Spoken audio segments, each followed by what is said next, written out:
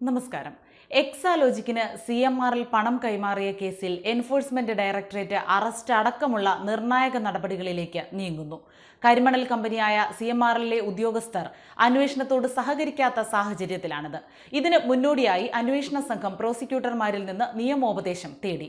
Company managing director SN Sasidharan കർത്തായെ ബുധനാഴ്ച രാത്രി 11:30 വരെ ആലുവയിലെ വീട്ടിൽ ചോദ്യം ചെയ്തിരുന്നു. EDയുടെ ആവശ്യപ്രകാരം ഇതിനിടയിൽ ജനറൽ ആശുപത്രിയിലെ ഡോക്ടർമാരുടെ സംഘം ശശിധരൻ കർത്തായുടെ വീട്ടിലെത്തി അദ്ദേഹത്തിന്റെ ആരോഗ്യസ്ഥിതിയും പരിശോധിച്ചു.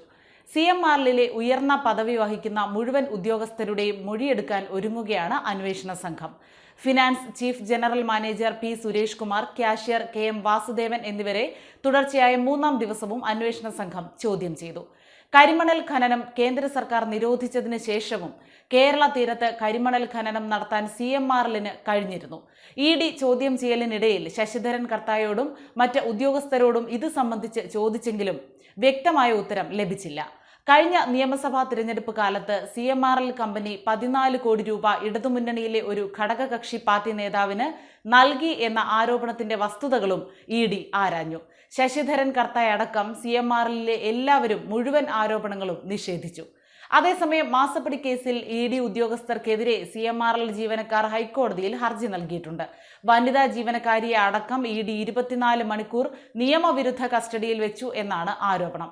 എക്സാലോജിക്കുമായുണ്ടാക്കിയ സാമ്പത്തിക ഇടപാടിന്റെ രേഖകൾ ജീവനക്കാർ ചോദ്യം ചെയ്യലിൽ EDക്ക് കൈമാറിയിരുന്നു. ED അന്വേഷണം ഉന്നതരിലേക്ക് എത്തുമോ എന്ന ചോദ്യത്തിന് ആ ഭയം നിങ്ങൾക്കുണ്ടെങ്കിൽ അതുമായി നടക്കൂ എന്നായിരുന്നു മുഖ്യമന്ത്രിയുടെ പ്രതികരണം. CMRലും എക്സാലോജിക്കുമായി ബന്ധപ്പെട്ട ദുരൂഹ പണമിടപാടിലാണ് chief finance officer KS Suresh Kumar, IT officer Anju, chief manager Chandrasekharan എന്നിവരെ ചോദ്യം ചെയ്തത്. വീണ വിജയന്റെ ഉടമസ്ഥതയിലുള്ള കമ്പനിയുമായി CMRൽ ഉണ്ടാക്കിയ ധാരണാപത്രവും 2017 മുതൽ പണം കൈമാറിയതിന്റെ രേഖകളും ഉദ്യോഗസ്ഥർ ഹാജരാക്കിയിരുന്നു.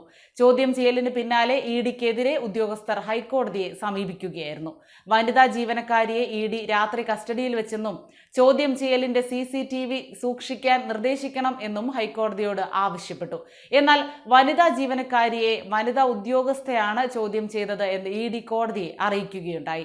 ഹാജരാകുന്നതിൽ നിന്ന് ഒഴിവാകാൻ കമ്പനി MD ശശിധരൻ കർത്ത മെഡിക്കൽ റിപ്പോർട്ടും കോടതിയിൽ നൽകിയിരുന്നു. ഹർജി ഇന്ന് കോടതി പരിഗണിക്കും. CMRൽ എക്സാലോജിക് കരാറിന് നേതൃത്വം കൊടുത്ത P. സുരേഷ് കുമാറിനും കാഷ്യർ വാസുദേവനും ED നോട്ടീസ് നൽകിയിട്ടുണ്ട്. ഉദ്യോഗസ്ഥരുടെ ചോദ്യം ചെയ്യലിന് പിറകെ വീണ വിജയന് നോട്ടീസ് നൽകുന്നതടക്കമുള്ള നടപടിയുണ്ടാകും. ഇതിനിടെ CMRൽ chief manager P. Suresh Kumar EDക്ക് മുമ്പാകെ ഹാജരായിരുന്നു. അതേസമയം ധാതുമണൽ ഖനനത്തിനായി CMRൽ കമ്പനിക്ക് അനുമതി നൽകിയതിന് പ്രതിഫലമായി മുഖ്യമന്ത്രിയുടെ മകൾ വീണ വിജയന് പണം ലഭിച്ചുവെന്ന ആരോപണത്തിൽ വിജിലൻസ് അന്വേഷണം ആവശ്യപ്പെട്ട് സമർപ്പിച്ച ഹർജിയിൽ തിരുവനന്തപുരം പ്രത്യേക വിജിലൻസ് കോടതി ഇന്ന് വിധി പറയും. 12-ന് വിധി പറയാനിരുന്നതാണ് മാറ്റിയത്. വിധി പകർപ്പ് തയ്യാറാക്കുന്നത് പൂർത്തിയാകാത്തതിനാലാണ് മാറ്റിയതെന്ന് കോടതി അറിയിച്ചു. മാത്യു കുഴൽനാടൻ MLAയുടേതാണ് ഹർജി. മുഖ്യമന്ത്രിയും മകളുമടക്കം 7 പേരാണ് എതിർകക്ഷികൾ.